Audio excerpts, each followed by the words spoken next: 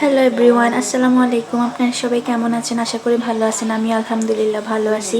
তো আমি চলে আসলাম আজকে নতুন একটা রেসিপি নিয়ে। রেসিপিটা হলো টমেটো সস। তা আমি এখানে অনেকগুলো টমেটো নিলাম।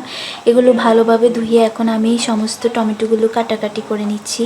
তা আমার টমেটোগুলো কাটা শেষ। এখন আমি আরেকটা পাত্রে ঢেলে নিব। এখানে আমি দিয়ে দিলাম রসুন, মরিচ, স্বাদ পরিমাণে লবণ এবং গোলমরিচ অ্যাড করেছি। এখন আমি এগুলো ভালোভাবে জাল দিব।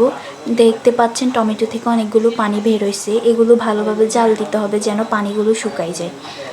আমার টমেটোগুলো জাল দেওয়া শেষ। এখন আমি একটা ব্লেন্ডারে এগুলো ব্লেন্ড করব। এটা ভালোভাবে ব্লেন্ড করতে হবে। এখন আমার ব্লেন্ড করা হয়ে গেছে। এখন আমি একটা চাটনি দিয়ে ছেঁকে নিব। এটা কিন্তু অবশ্যই ছেঁকে নিতে হবে, কেননা টমেটোর মধ্যে যে বিচিগুলো আছে ওগুলো না হলে থেকে যাবে। তা আমি এটা ভালোভাবে ছেঁকে নিচ্ছি।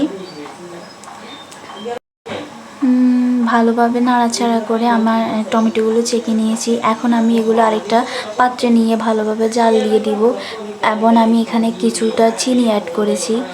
তো আপনার তো এখন আমি এটা ভালোভাবে নাড়াচাড়া করে দেখতে পাচ্ছেন আমার সস রেডি। আপনারাও এটা ঘরে ট্রাই করতে পারেন এবং এটা ফ্রিজে 1 বছর যাবৎ সংগ্রহ করতে পারেন। থ্যাংক ইউ পুরো ভিডিওটা দেখার জন্য।